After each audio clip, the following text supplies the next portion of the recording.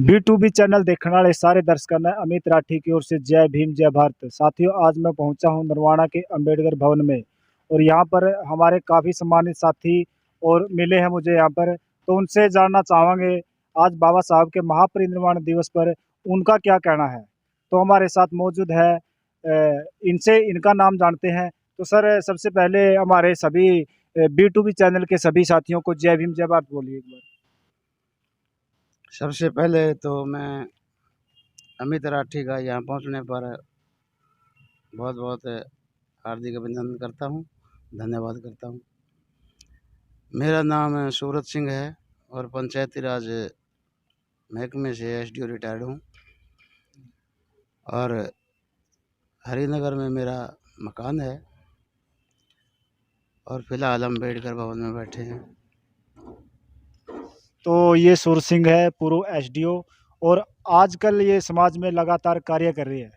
बहुजन समाज की आवाज़ को उठाने का लगातार कार्य कर रहे हैं, चाहे किसी भी प्रकार का मुद्दा हो। और एक बात मैं इनके बारे में बताना चाहता हूँ कि जिस अम्बेडकर भवन के अंदर हम बैठे हुए हैं आज, इन्हीं के द्वारा इनकी नींव रखी गई थी। तो इनसे हम जानना चाहेंगे कि जब अम्बेडकर भवन नरवाना की नींव रखी गई तो उस समय कितनी परेशानियों का सामना करना पड़ा आपको। परेशानी तो कोई भी काम अगर शुरू करते हैं तो परेशानी तो होती ही है, लेकिन समाज में जागरूकता न होने की वजह से परेशानी तो काफ़ी उठानी पड़ी। लेकिन साथियों ने बड़ा अच्छा सहयोग किया और हमने जिस तरह अम्बेडकर सभा का जो गठन किया 1994 से किया था। 1994 के बाद ये कभी टूट गई कभी बन गई, लगातार ये चलती रही। वैसे लोगों की समस्याएं भी सुनते रहे, लेकिन 2011-12 में इसको रजिस्टर्ड करवा दिया गया। तो रजिस्टर्ड करवाते ही पहला प्रधान मेरे को नियुक्त किया गया। तो हमारे पास बैठने के लिए भी जगह नहीं थी, तो मेरा अपना ही दफ्तर था बस स्टैंड के ऊपर, उसमें हमने कार्यालय खोला और फिर हमने काफ़ी मेहनत करने के बाद ये स्टैचू जो बाहर बना हुआ है अंबेडकर भवन के बाहर, ये स्टैचू का निर्माण करवाया। इसका निर्माण रणदीप सिंह सुरजेवाला जो उस टाइम मंत्री होते थे उनके मार्फत ये बनाया। उनका बड़ा अच्छा सहयोग रहा हमारा। और जब इसका उद्घाटन करने के लिए वो आए तो हमने उनसे ज़मीन की मांग करी, तो उन्होंने हमारे को यहाँ 1000 गज जगह का प्रस्ताव कमेटी से करवाया और एक कमरे का निर्माण भी करवाया उन्होंने 5 लाख रुपए देकर। उसके बाद साथियों ने सहयोग किया, जिस तरह प्रीतम सिंह कोड़े खां था, उसने अपने पिताजी के नाम एक कमरा दिया।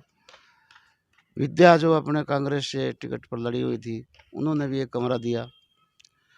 श्री राम FCI से थे, 1 लाख रुपए उन्होंने एक कमरे का अनुदान के तौर पर एक कमरे के लिए सहयोग राशि 1 लाख रुपए दी। उसके बाद दलवीर SDO एक्शन बन गए, फिर वो रिटायर जब हुआ था SC बन रहे, अब SC रिटायर्ड हैं, एक कमरा वो दे गए। तो इस करके हमारी ये रो पहले ये रो पूरी हो गई। फिर उसके बाद एक जगदीश छात्र अपने डॉक्टर अभी LDA, उन्होंने भी एक कमरे के लिए 2,01,000 रुपये का अनुदान राशि दी। और इस तरह करते करते हमने 2 फरवरी की बात है 2015 को कुमारी शैलजा से हम मिले, तो उन्होंने हमारे को 20 लाख रुपए का अनुदान हाल बनाने के लिए दिया और उस 20 लाख रुपए से हमने हाल का निर्माण किया।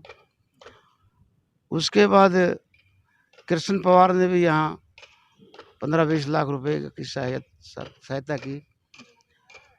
अब ये कमेटी से भी जिस तरह ऊपर वाला पोर्शन है वो बनना शुरू हो रहा है, इसमें भी कई तरह की राशियाँ, मतलब जिस तरह CM अनाउंसमेंट वगैरह से या जिस तरह वैसे डिस्ट्रिक्ट प्लान से डिस्ट्रिक्ट के प्लान से जो ग्रांट दी गई, यहाँ डी साहब ने आकर यहाँ कितने 15 लाख रुपए 15 लाख रुपए की ग्रांट दी, जिसका ऊपर निर्माणाधीन कार्य चल रहा है।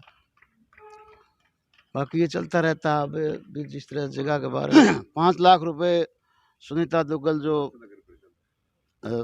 भाजपा की एमपी है सिरसा लोकसभा हल्के से, उसने म्युनिसिपल कमेटी में 5 लाख रुपए का अनुदान दिया है, जिसका कार्य अभी होना बाकी है। तो आज बाबा साहब का महापरिनिर्वाण दिवस है। इस मौके पर आपके क्या विचार हैं? आप समाज के लोगों को क्या संदेश देना चाहते हैं? आज उस महान मसीहा का महापरिनिर्वाण दिवस है, जिस मसीहा ने, दार्शनिक ने, सबसे बड़े देश के पढ़े लिखे बुद्धिजीवी विद्वान व्यक्ति का जो आज महापरिनिर्वाण दिवस है। आज इस मौके पर बाबा साहब डॉक्टर बी आर अम्बेडकर को श्रद्धांजलि दी गई और उनके महापरिनिर्वाण दिवस पर उनके किए हुए संघर्ष और कार्यों के बारे में विचार गोष्ठी भी रखी गई और माल्यार्पण किया गया। समाज को यही संदेश है कि वे हर एक व्यक्ति का बाबा साहब के दिखाए हुए रास्ते पर चलने का और उनके दी प्रेरणा पर चलने का आह्वान करते हैं। समाज में हर एक व्यक्ति का दायित्व बनता है कि वो अपने समाज के लिए कुछ न कुछ करे, क्योंकि बाबा साहब अगर समाज के लिए कुछ नहीं करते तो हम आज इस पोजीशन में नहीं होते। आज इस तरह मतलब कि महिलाओं का उत्थान नहीं होता, दलित समाज का भी उत्थान नहीं होता। वही मनुस्मृति वाली सिस्टम मतलब कि जो पहले दलितों का हाल था, वो हाल मतलब कि वही रहता, कोई सुधार नहीं होता अगर बाबा साहब नहीं होते तो आज के समय में देश के लोगों ने बाबा साहब को कितना समझा है, कितना पढ़ा है, उसके बारे में ज़रूर बताएं। आज के ज़माने में बाबा साहब को तकरीबन बाबा साहब की जो प्रेरणा घर घर तक पहुंच चुकी है, लोग इसको समझने भी लगे हैं और उस समझ की वजह से आज देखा गया कि तकरीबन समाज के लोग किसान वर्ग से, दलित वर्ग से और अन्य सभी संगठनों के लोगों ने बाबा साहब पर माल्यार्पण किया और बड़ी अच्छी गैदरिंग थी और बाबा साहब पर विचार किया। बाबा साहब को मतलब कि आज हर एक आदमी अपनाने के लिए मजबूर है, क्योंकि वो समता और समानता भाईचारे का जो सिद्धांत है वो समाज के लिए बहुत ज़रूरी है। तो हर व्यक्ति आजकल इस बात को समझने लगा है। जैसे बाबा साहब ने पे बैक टू सोसाइटी के ऊपर बात की थी, तो आज कितने % लोग हैं जो पे बैक टू सोसाइटी करते हैं? पे बैक टू सोसाइटी का जो बाबा साहब का और मान्यवर साहब कांशीराम का जो मंसूबा था, जो उनके अपना मतलब समाज के प्रति समर्पण था, उस एवज में 10% लोग भी ऐसा नहीं कर रहे। 90% लोग सिर्फ अपना अपना पेट पीट रहे हैं और वो 90% लोग घरों से बाहर भी नहीं निकलना चाहते। और इस भाजपा सरकार ने तो, जो आज के सरकार है, इसने तो हालात ऐसे कर दिए कि जो भी व्यक्ति मतलब पढ़ा लिखा, जो अपना आपको साधन संपन्न समझने लग गया है ना, उसको आने वाले समय में उसकी जो संतानें हैं, नस्लें हैं, उनके ऊपर बहुत बुरा असर पड़ेगा अगर वो नहीं जागे तो समय पर।